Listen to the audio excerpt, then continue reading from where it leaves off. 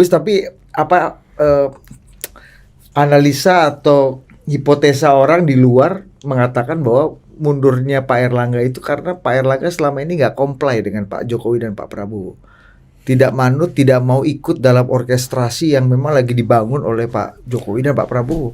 Loh, dalam konteks politik. Kurang comply apa lagi? Partai pertama yang menyorong Mas Gibran itu bukannya Golkar? Iya kan? Mas Gibran itu adalah keinginan Pak Prabowo yang kemudian diaminkan oleh Pak Jokowi. Siapa partai pertama yang mendeklar Mas Gibran? Golkar, karena gue LO-nya. jadi ya yang rencana datang jam 10 pagi kemudian datangnya siang. Jadi iya, banyak hal gitu loh. Tapi ya banyak hal juga yang mungkin namanya ekspektasi ya. Jadi ya mungkin Pak Erlangga dianggap terlalu pintar. Dianggap maksudnya pintar dan terlalu kekeh, terlalu ya macam-macam lah. Dia.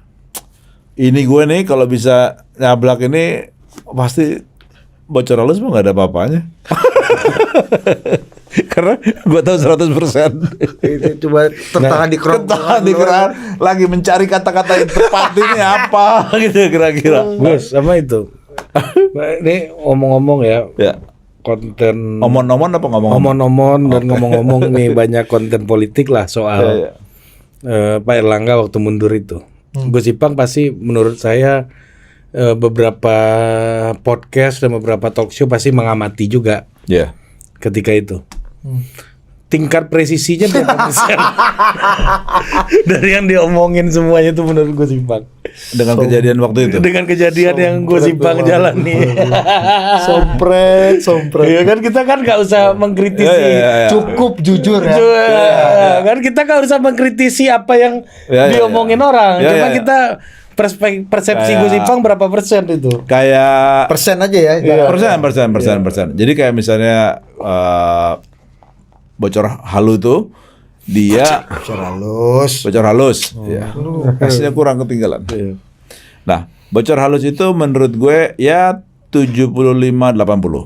Oh, tinggi dong. Lumayan tinggi. Lumayan tinggi. Tapi yang 20-25 ini hal-hal krusial yang kadang-kadang suka lebay-lebay gitu. Padahal nggak gitu-gitu amat juga. Ya, dramatisasi. Iya. Kalau kata Opung Pada ya drama-drama kau lah itu katanya. Itu play aja. Play jogging. Kau pikir apa itu jogging saja? Iya, ini jogging. Mana ada tentara menyerang Papua? Di Papua mana ada tentara? Banyak Pung, gimana banyak? Iya itu jogging. Oke, kadang-kadang gue suka sebel gitu. Gue punya podcast tapi gue nggak bisa mengeluarkan ini semua. Jadi ya. Dan lu tugas lu di situ adalah handbrake-nya, engine brake-nya Mas Asdat. Aduh, kalau udah mau bablas gini, izin sakit perut. Kayaknya untuk kayak gitu tuh perlu tua dulu, Gus. Iya. Perlu tua. Betul. Itu temuan kami ya. Iya. Minimal sebang julpan lah. Iya, 65 gitu. Ya, di atas. Kalau umur segitu kan mau dilaporin ke polisi juga polisi males ngurusin kan. Aduh. Maksudnya? Enggak, kalau lu pengen jujur dan pengen ngomongin semuanya. Ya lu Opung Panda 80 semua dibuka. Gus Ipang udah 60 berapa sekarang?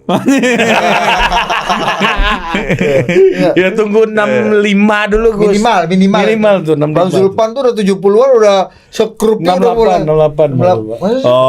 Udah 70. Bang Zulpan udah 70. Tua, Bos. Oh iya, klasik bareng-bareng. Oh gitu ya? Iya. Pak Yusuf Wanandi 87. Lu lihat kan gimana kami susahnya mengedit.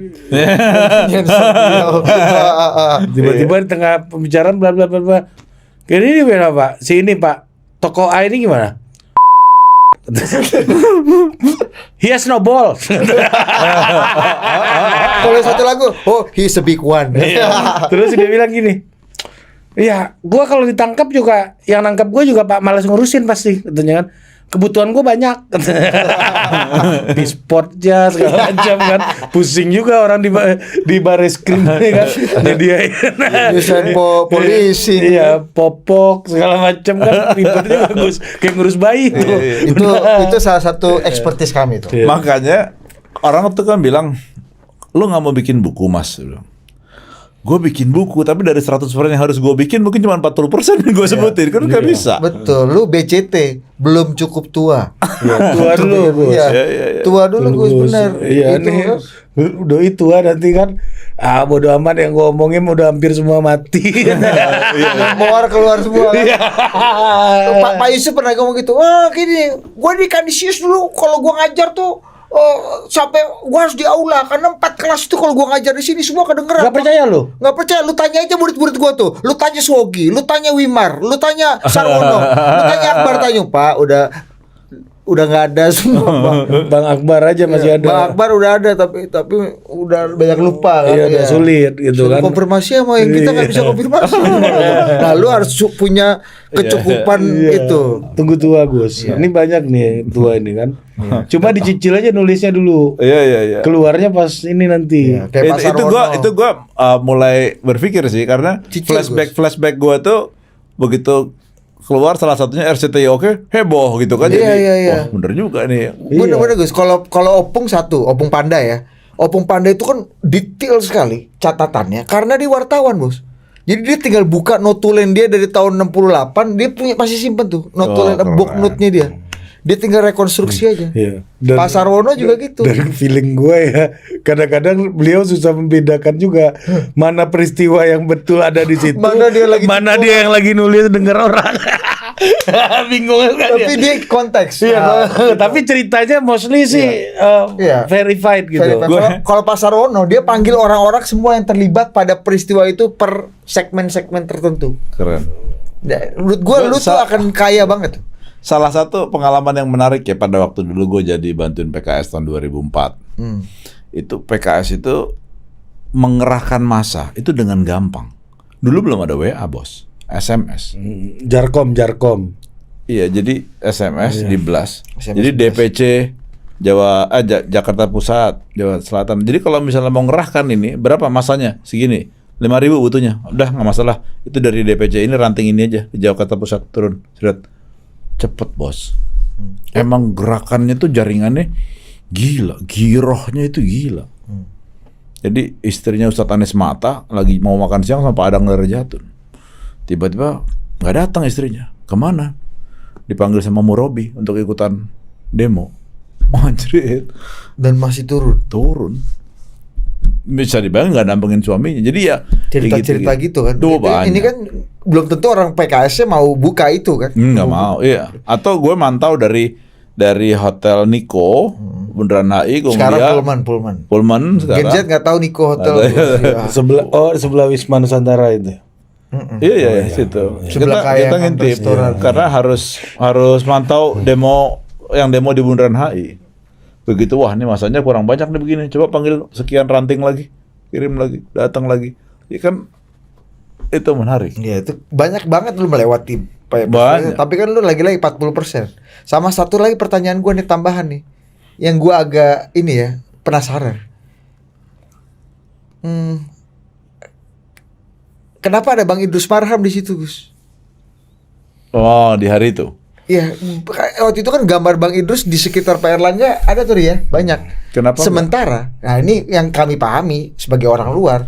Itu Bang gambar Idrus- itu gue yang ambil juga videonya. Iya makanya. Tapi Yang kita anggota TKS yang TKS yang sekretarisnya Pak Bahlil satu. Kedua, dulu dari sebelum gonjang-ganjing zaman setahun lalu, Bang Idrus lah yang merangsang. dan ini relate nih sama omongan Bang Idrus nih soal omongan Pak Erlangganya Gus Ipang tadi. Gimana coba? Lu masih ingat ya? Iya kan gini kata Bang Idrus.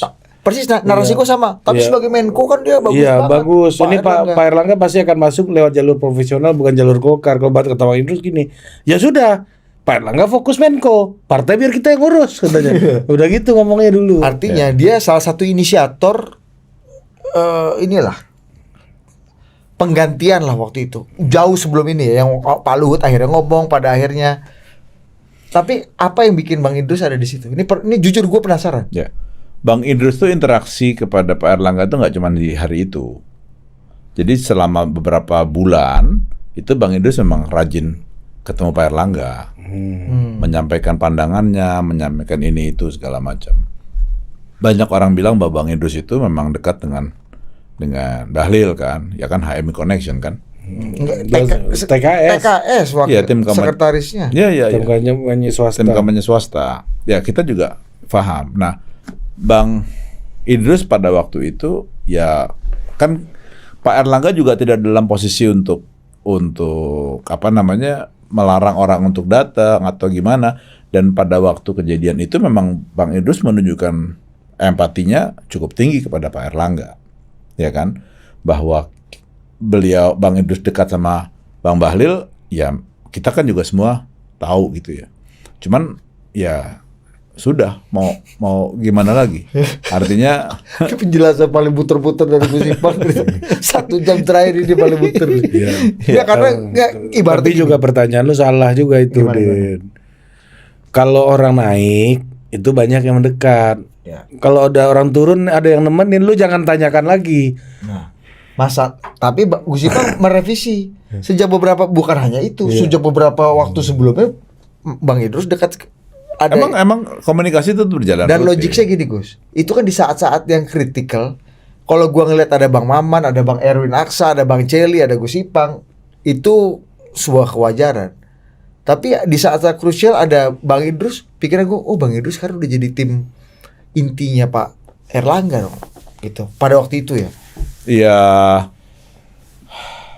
Susah. Kalau dibilang tim inti, gua rasa sih enggak juga ya, karena di beberapa pertemuan-pertemuan yang krusial nggak ada juga. Tapi bahwa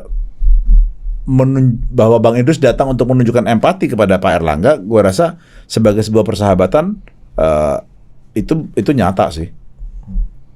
Jadi menunjukkan bahwa memang gue empati sama Pak Erlangga dan beliau ada di situ. Jadi ya kita respect itu, bahwa banyak yang bilang bahwa Bang Idrus kan orangnya Pak Bahlil gitu ya. Ya faktanya kan memang seperti itu, tapi kan nggak bisa plek-ketiplek begitu juga ya.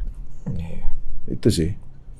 Ya, Rumit lah. kalau gua sih itu, kalau orang lagi turun ada yang nemenin, Ya. nggak usah kita tanyain. Iya. Bisa jadi dia bersimpati, bisa jadi pelaku, bisa jadi apapun lah gitu. Nah, hikmah satu lagi nih yang gue inget nih, baru ngomong bahwa yang namanya persahabatan Ya. itu diuji di skala kita lagi susah. Oh, ini kata-kata Rifana ini. Pesan moral Rifana selalu pesan. Iya, gua kan nemenin dia waktu lagi susah.